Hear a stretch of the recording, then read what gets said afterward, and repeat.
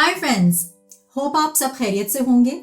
आज का जो टॉपिक है वो मेरी प्रीवियस वीडियो से ही कनेक्टेड है on the difference between public and private French speaking schools. तो हम पब्लिक और प्राइवेट का तो वैसे ही डिफरेंस बता चुके हैं आपको, लेकिन फ्रेंच जो स्पीकिंग स्कूल्स यानी फ्रेंच इमर्जन स्कूल्स वो दोनों प्राइवेट और पब्लिक स्ट्रीम्स में एग्जिस्ट करते हैं और इनमें बेसिकली क्या डिफरेंस है versus a regular English speaking school. So let's delve deeper into it. अच्छा, तो मैं स्पेसिफिकली पब्लिक स्कूल सिस्टम की बात कर रही हूँ, not private schools, because again private schools is a whole different ball game. और हम बात कर चुके हैं इस पे पहले भी कि प्राइवेट स्कूल्स जो हैं वो again they are not governed by the government of Canada, वो इंडिपेंडेंटली ओन्ड हैं और इंडिपेंडेंटली मैनेज्ड हैं। तो इसलिए उसमें I can not comment on that कि उसमें अगर फ्रेंच प्रोग्राम ऑफर हो रहा है तो वो क्या है।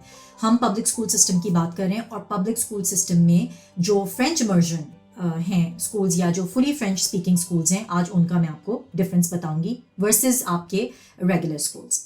तो सबसे पहली जो चीज़ है वो है लैंग्वेज ऑफ इंस्ट्रक्शन, जो कि फ्रेंच में है।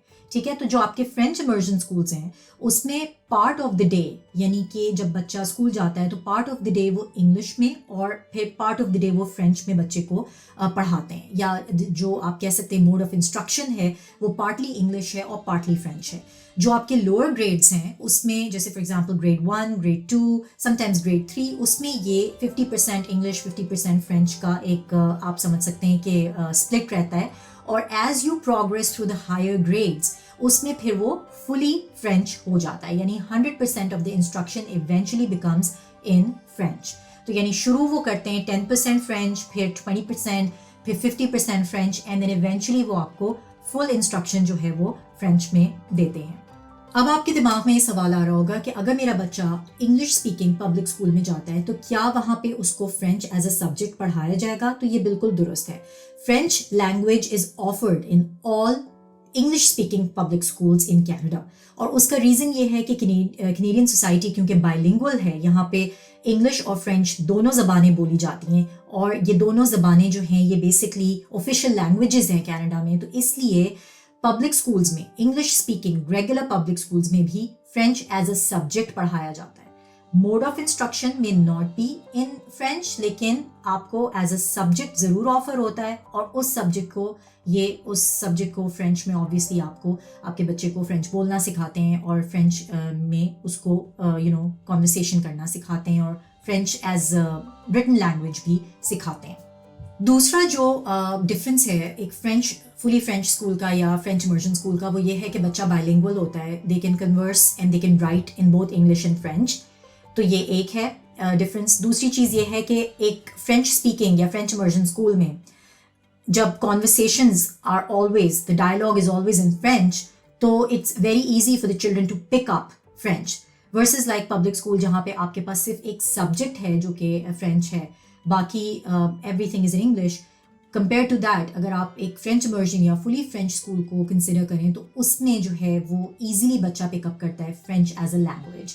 तो फिर उसके लिए आसानी हो जाती है if they were to have conversations, even written जो इंस्ट्रक्शन है या रिटन जो आपके टेक्स्ट है वो बहुत आराम से बच्चा जो है वो पिकअप कर लेता है, या उसमें you can say they can have a easy to for them to write and express themselves in French. तीसरी चीज़ या तीसरा डिफरेंस आप कह सकते हैं वो है इन करिकुलम। तो जो फ्रेंच आपका करिकुलम है that's exactly the same as your regular stream, यानी पब्लिक स्कूल इंग्लिश स्पीकिंग जो आपका है उसका करिकुलम और एक French full French and French immersion school का curriculum, they are exactly the same. Specially अगर ये फ्रेंच स्कूल पब्लिक स्कूल है तो it is actually governed by the government of Canada और मिनिस्ट्री ऑफ एजुकेशन ही इसका करिकुलम डिसाइड कर रही है, या सिलेबस इसका मिनिस्ट्री ऑफ एजुकेशन ने ही डिज़ाइन किया है, तो इट्स ऑल स्टैंडर्ड। तो कोई डिफरेंस नहीं है आपके जो पब्लिक स्कूल इंग्लिश स्पीकिंग है और एक फ्रेंच स्पीकिंग पब्लिक स्कूल में, करिकुलम में कोई डिफरेंस नहीं है। डिफरेंस सिर्फ कहाँ है? मोड ऑफ इंस्ट्रक्शन में। तो ये चीज़ बहुत क्लियर होनी चाहिए कि जो करिकुलम है या जो आपका सिलेबस है इट्स एग्जैक्टली द सेम। जो डिफरेंस है वो सिर्फ इसमें है कि जो आपका बच्चा social studies, science, math, even physical education, ये सारी चीज़ें भी इन फ्रेंच ले रहा है वर्सेस के ये जैसे पब्लिक स्कूल अगर आपका इंग्लिश स्पीकिंग है तो उसमें ये चीज़ें इंग्लिश में आपको टीचर एक्सप्लेन करेगा या इंग्लिश में ये मेथडोलॉजी होगी टीचिंग की। But in a French immersion या French school, fully French school, उसमें ये सब्जेक्ट्स भी फ्रेंच में ही जो है वो पढ़ाए जाएंगे। तो सिर्फ ये डिफरेंस है, बाकी curriculum is all across the same. एक और चीज़ जो कि बहुत इंपॉर्टेंट है वो है इनरोलमेंट एंड डिमांड।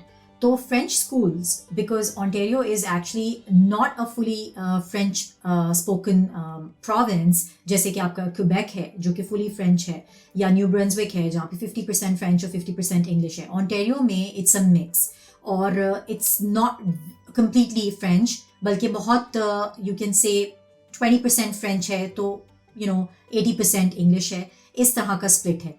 तो इस हिसाब से अगर आप देखें तो फ्रेंच जो स्कूल्स हैं या फ्रेंच इमर्जन स्कूल्स जो हैं वो बहुत कम हैं। यानी आपके नेबरहुड में ज़रूरी नहीं है कि आपको एक फ्रेंच इमर्जन स्कूल या फुल फ्रेंच स्कूल मिल जाएगा, और उसका रीज़न यही है क्योंकि जो ज़्यादातर पॉपुलेशन है वो फ्रेंच स्पीकिंग नहीं है, वो इंग्लिश स्पीकिंग है। इस वजह से पब्लिक स्कूल्स नॉर्मली आपको इंग्लिश स्पीकिंग मिलेंगे, फ्रेंच स्पीकिंग नहीं मिलेंगे। लेकिन आप अपने बच्चे को फिर भी फ्रेंच इमर्जन स्कूल में या फुल फ्रेंच स्कूल में डाल सकते हैं, डिपेंडिंग आपको या आपकी कैचमेंट में कौन सा नियरेस्ट फ्रेंच स्कूल लगता है। तो आप अपने पोस्टल कोड के हिसाब से जो है वो देख सकते हैं इसको कि आपका क्लोजेस्ट फ्रेंच इमर्जन स्कूल कौन सा है, और उसको आप अप्रोच कर सकते हैं। बट बेयर इन माइंड कि क्योंकि इनकी क्वांटिटी कम है within Canada, specifically Ontario, तो आप ये नोट करें कि फ्रेंच इमर्जन स्कूल्स में कैपेसिटी कंस्ट्रेंट्स बहुत हैं, just because they are far and few, यानी ये कम है, तो उसकी वजह से उनमें इनरोलमेंट जो है उसमें बाज़ औक़ात मसला होता है कि आपको जो है वो सिलेक्शन प्रोसेस होता है उनका। They might ask you a lot of questions कि आपके घर में फ्रेंच बोली जाती है या नहीं, या आप अपने बच्चे को क्यों फ्रेंच इमर्जन में डालना चाहते हैं, या आप गारंटी देंगे कि आप अपने बच्चे को फ्रेंच में कंटिन्यू कराएंगे, क्योंकि बहुत से पेरेंट्स अपने बच्चों को फ्रेंच स्कूल में डालते हैं और फिर रियलाइज़ करते हैं कि they can not keep up with it and they then move them into regular stream, यानी कि इंग्लिश स्पीकिंग पब्लिक स्कूल्स। तो वो इस तरह का क्राइटेरिया उनका होता है कि जिसमें वो आपसे ये सवाल कर सकते हैं, और हो सकता है कि वो आपको गारंटी नहीं है कि वो आपको इनरोल करें क्योंकि दे आर फुल कैपेसिटी। तो एक तो ये चीज़ हो गई। दूसरी चीज़ ये है क्योंकि अगर इनकी डिमांड क्योंकि ज़्यादा है तो ऑब्वियसली सिलेक्शन प्रोसेस है, उसके अलावा they may not be able to be close enough for you to walk. जैसे कि अगर आपकी अपनी कैचमेंट में जो स्कूल है, बच्चा जो है वो वॉक करके भी जा सकता है, लेकिन अगर फ्रेंच इमर्जन स्कूल जो आपकी कैचमेंट में फॉर एग्जांपल नहीं फॉल कर रहा है, या जो नियरेस्ट भी है, इट कुड बी बस ड्राइव अवे, जो बच्चे को आपको बस लगवानी पड़ेगी या आपको ड्राइव करके बच्चे को ड्रॉप करना पड़ेगा। तो ये आप इसके लिए प्रिपेयर्ड रहें, just because there not that many French immersion and fully French speaking schools. So ये मेरा पूरा सिनॉप्सिस था, डिफरेंट पॉइंटर्स थे। आई होप ये आपके लिए इन्फॉर्मेटिव हों। अगर आपके पास कोई भी क्वेश्चन है रिगार्डिंग दिस या कोई भी कॉमेंट है, please share and do not forget to like and subscribe so that I keep sharing amazing content. Thank you.